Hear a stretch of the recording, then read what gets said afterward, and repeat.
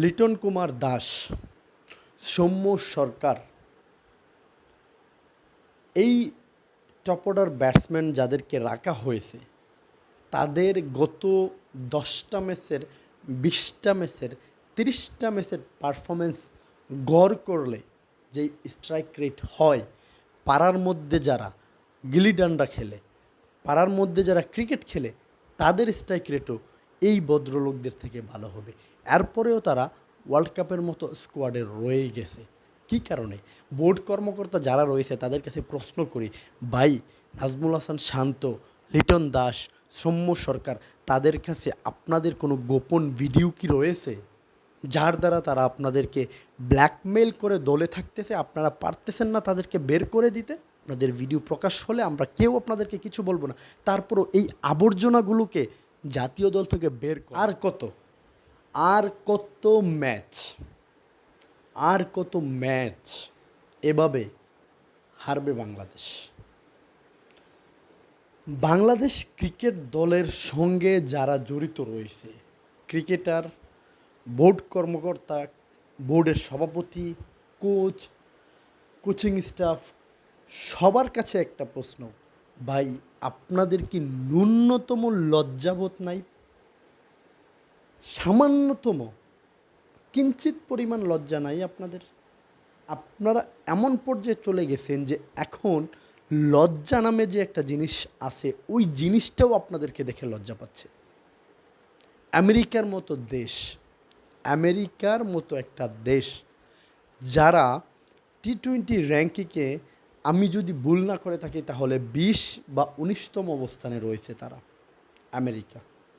সেই 20 বা 19তম অবস্থানে থাকা একটা দলের সাথে আপনারা সিরিজ হেরে গেলেন। ভাই, তোমাদের লজ্জাটা হবে কখন? বাংলাদেশ দলে কি কোনো যোগ্য ক্রিকেটার নেই যাকে ক্যাপ্টেন করা হয়েছে? নাজমুল হোসেন শান্ত, সে কি আদৌ ক্যাপ্টেন হওয়ার যোগ্য? দলে থাকার যোগ্য সে? তার কোন যোগ্যতার বলে সে ক্যাপ্টেন হয়েছে? গত পরশুদিনের ম্যাচ হেরে যাওয়ার পর সংবাদ সম্মেলনে এসে সাংবাদিকদের প্রশ্নের উত্তরে বলতেছেন যে চিন্তার কোনো কারণ নেই, আমরা হেরে গেছি তো কী হয়েছে, চিন্তার কোনো কারণ নাই। আবার বলতেছে জিম্বাবুয়ের সিরিজের মধ্যে উইকেট ভালো ছিল না, যার জন্য আমেরিকার সাথে তারা রান করতে পারতেছে না। মানে তাদের বাহানার কোনো শেষ নাই ভাই। তারা কোনো না কোনো একটা বাহানা করে নিজেরা যে একটা অপদার্থ, নিজেরা যে ক্রিকেট খেলার কোনো যোগ্যতাই নাই, সেটাকে তারা স্বীকার করবে না, কিন্তু পুরো দুনিয়া ঘুরে এসে বাহানা দিবে একটাই। কল্পনা করা যায় আমেরিকার মতো একটা দেশের সাথে যেই দলটা সিরিজ হেরে গেছে, এই দলটা নিয়ে বাংলাদেশ কয়েকদিন পর বিশ্বকাপের মাঠে খেলতে যাবে, টি-20 বিশ্বকাপ খেলতে যাবে। এমন একটা দল যারা আমেরিকার হাতে নাস্তানাবুদ হয়েছে, আমেরিকা তাদেরকে চুবায়া চুবায়া মারতেছে, এই দল নিয়ে বিশ্বকাপ খেলবে? অবশ্য বিশ্বকাপে যাওয়ার আগে যে ক্যাপ্টেন নাজমুল হাসান শান্ত, সে সাংবাদিক সম্মেলনে বলেই গেছে যে ভাই, আমাদের কোনো যোগ্যতা নাই, আমাদের উপর আপনার কোনো এক্সপেকটেশন রাখেন না। সে সরাসরি এটা বলেছে তাদের উপর এক্সপেকটেশন না রাখতে, কারণ তারাও জানে যে তারা কতটুক লেভেলে যেতে পারবে। আজকে তাসকিন আহমেদ বলতেছে যে আমরা দ্বিতীয় রাউন্ড পর্যন্ত যেতে পারি। যেখানে অন্য দেশ চিন্তা করে আমরা কাপ নিয়ে আসব, সেখানে তাদের চিন্তা ভাবনা প্রথম রাউন্ড বা দ্বিতীয় রাউন্ড। অবশ্য সেটাই হবে, কারণ তাদের যেই প্রধান রয়েছে, আমাদের বোর্ড সভাপতি, মাননীয় সভাপতি, উনিই তো বলেন প্রত্যেক বিশ্বকাপের পর, হেরে যাওয়ার পর, আমাদের টার্গেট নেক্সট বিশ্বকাপ। এই নেক্সট বিশ্বকাপটা যে আদৌ কবে আসবে, কবে আমাদের টার্গেট হবে আমরা কাপ আনবো, আমরা পিকনিক করতে যাব না, সেই জিনিসটা আদৌ আমরা জানি না। আমেরিকাতে বাংলাদেশ দল, তারা কি ক্রিকেট খেলতে গেছে, পিকনিক করতে গেছে, বউদেরকে সময় দিতে গেছে, সেটা আদৌ বুঝি না। ক্রিকেটাররা ক্রিকেট খেলতে গিয়ে প্র্যাকটিস বাদ দিয়ে, সব কিছু বাদ দিয়ে সব কিছু করছে তারা, কিন্তু ঠিকমতো প্র্যাকটিস করতেছে না। তারা পিকনিক করে বেড়াচ্ছে, প্র্যাকটিস করতেছে না। লিটন কুমার দাস, সৌম্য সরকার, এই টপ অর্ডার ব্যাটসম্যান যাদেরকে রাখা হয়েছে তাদের গত 10টা ম্যাচের, 20টা ম্যাচের, 30টা ম্যাচের পারফরমেন্স গড় করলে যে স্ট্রাইক রেট হয়, পাড়ার মধ্যে যারা গিলি ডান্ডা খেলে, পাড়ার মধ্যে যারা ক্রিকেট খেলে, তাদের স্ট্রাইক রেটও এই ভদ্রলোকদের থেকে ভালো হবে। এরপরেও তারা ওয়ার্ল্ড কাপের মতো স্কোয়াডে রয়ে গেছে। কী কারণে? বোর্ড কর্মকর্তা যারা রয়েছে তাদের কাছে প্রশ্ন করি, ভাই নাজমুল হাসান শান্ত, লিটন দাস, সৌম্য সরকার, তাদের কাছে আপনাদের কোনো গোপন ভিডিও কি রয়েছে যার দ্বারা তারা আপনাদেরকে ব্ল্যাকমেল করে দলে থাকতেছে? আপনারা পারতেছেন না তাদেরকে বের করে দিতে? কেন পারতেছেন না?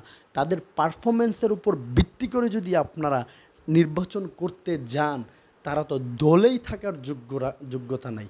তাহলে তারা কিভাবে ওয়ার্ল্ড কাপে স্কোয়াডে থাকে, কিভাবে ক্যাপ্টেন হয় শান্ত? তাদের কাছে আপনাদের কি কোনো গোপন ভিডিও রয়েছে? যদি এমন কোনো ভিডিও থেকে থাকে, তারা আপনাদেরকে হুমকি দিয়ে থাকে আপনারা দল থেকে বের করে দিলে তারা সেই ভিডিও প্রকাশ করে দেবে, আমরা তাও মেনে নেব। আপনাদের ভিডিও প্রকাশ হলে আমরা কেউ আপনাদেরকে কিছু বলবো না। তারপরও এই আবর্জনাগুলোকে জাতীয় দল থেকে বের করেন, জাতীয় দল থেকে বের করেন।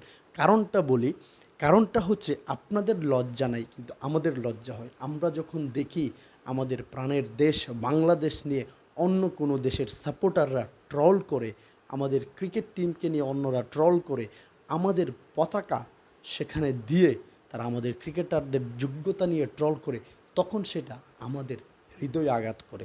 আপনাদের আঘাত করবে না, কারণ আপনারা বোর্ডটাকে ধ্বংস করতেছেন, ক্রিকেট টিমটাকে ধ্বংস করতেছেন। এই ধ্বংসের বিনিময়ে আপনারা টাকা নিচ্ছেন, কিন্তু বাঙালিরা 18 কোটি বাংলাদেশের নাগরিক, তারা মন থেকে ক্রিকেটকে ভালোবেসে ক্রিকেটটা দেখে, তারা মন থেকে ক্রিকেটকে ভালোবাসে, দেশের প্রতি ভালোবাসার টানেই তারা ক্রিকেটটার ভালো চাচ্ছে। আপনাদের মতো তারা ক্রিকেটটা ধ্বংস হয়ে যাক এটা চাচ্ছে না। তাই আপনাদেরকে বলি, যদি আপনাদের কোনো এমন কোনো ভিডিও তাদের কাছে থেকে থাকে যেইটা প্রকাশ হলে আপনারা মনে করতেছেন জনগণ আপনাদেরকে বয়কট করবে, এমন কিছুই হবে না। জনগণ আপনাদেরকে সাপোর্ট করবে। তারপরেও আপনারা এই আবর্জনাগুলোকে দল থেকে বের করেন। চন্ডিকার হাথুর সিংহ, বাংলাদেশ ক্রিকেট দলের কোচ, যে শ্রীলঙ্কার ক্রিকেট জাতীয় দলে খেলার মতো যোগ্যতা যার নাই, তার যেই জাতীয় দলে যে ম্যাচ সে খেলেছে, ওই ম্যাচ চন্ডিকার হাথুর সিংহ, বাংলাদেশের কোচ, যে জাতীয় দলে শ্রীলঙ্কার প্লেয়ার যখন ছিল তার তেমন কোনো রেকর্ড নাই, সে বাংলাদেশের জাতীয় দলের হেড কোচ হয়। হেড কোচ চন্ডিকার হাথুর সিংহের কাছেও যদি আপনাদের কোনো ভিডিও থেকে থাকে, তারপরও হাথুর সিংহকে বের করেন, দলটাকে বাঁচান। অ্যাটলিস্ট আর কিছু না পারেন, 18 কোটি জনগণকে অপমান হওয়ার হাত থেকে রক্ষা করার জন্য হলেও দলটাকে বাঁচান।